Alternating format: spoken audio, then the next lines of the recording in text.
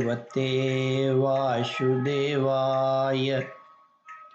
श्रद्धालु भक्तों, श्रीमद् भागवत महापुराण के 10वें स्कंद के उत्तरार्ध के 73वां अध्याय के अंतर्गत जरासंध के जेल से छूटे हुए राजाओं की विदाई और भगवान का इंद्रप्रस्थ लौट आना का प्रस्तुतिकरण करूंगा।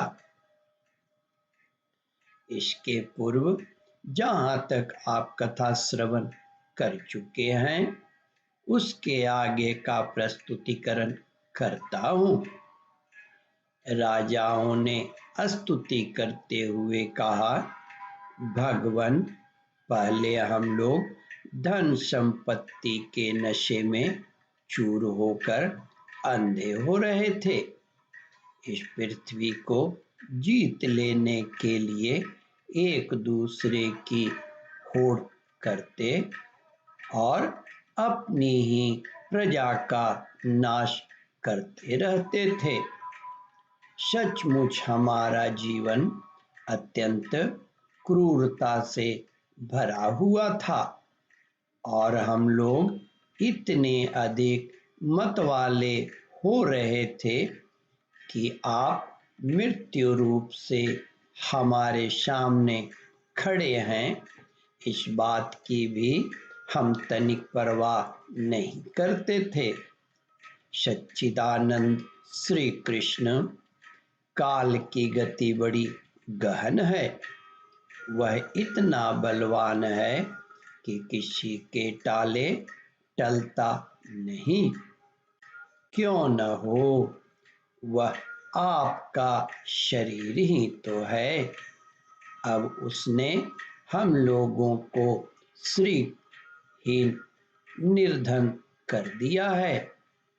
आपकी अहेतुक अनुकंपा से हमारा घमंड चूर चूर हो गया। अब हम आपके चरण कमलों का स्मरण करते हैं। विभो, यह शरीर दिनों दिन छिन्न होता जा रहा है। रोगों की तो यह जन्म भूमि ही है। अब हमें इस शरीर से भोगे जाने वाले राज्य की अभिलाषा नहीं है, क्योंकि हम समझ गए हैं कि वह मृग तृष्णा जल के समान सर्वथा मिथ्या है। यही नहीं, हमें कर्म के फल स्वर्ग आदि लोकों की भी जो मरने के बाद मिलते हैं इच्छा नहीं है, क्योंकि हम जानते हैं कि वे निसार हैं। केवल शून्य में ही आकर्षण जान पड़ते हैं। अब हमें कृपा करके आप वह उपाय बतलाइए जिससे आपके चरण कमलों की विस्मृति कभी न हो, सर्वदा स्मृति बनी रहे। चाहे हमें संसार की किसी भी योनि में जन्म क्यों न लेना पड़े। प्रणाम करने वालों के क्लेश का नाश करने वाले श्री कृष्ण वासुदेव हरि परमात्मा एवं गोविंद के प्रति हमारा बार बार नमस्कार है। श्री सुखदेव जी कहते हैं, परीक्षित, कारागार से मुक्त राजाओं ने जब इस प्रकार करुणा वरुणालय भगवान श्री कृष्ण की स्तुति की, तब शरणागत रक्षक प्रभु ने बड़ी मधुर वाणी से उनसे कहा। भगवान श्री कृष्ण ने कहा, नरपतियों, तुम लोगों ने जैसी इच्छा प्रकट की है उसके अनुसार आज से मुझ में तुम लोगों के निश्चय ही सुदृढ़ भक्ति होगी। यह जान लो कि मैं सबका आत्मा और सबका स्वामी हूँ। नरपतियों तुम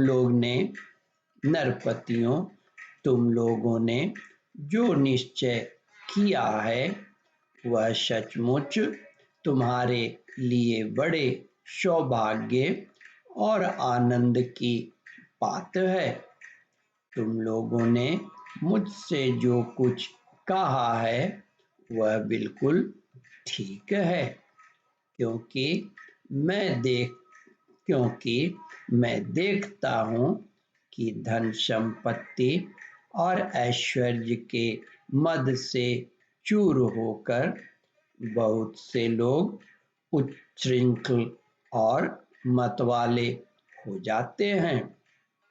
है नहुष, वेन, रावण, नरकासुर आदि अनेकों देवता,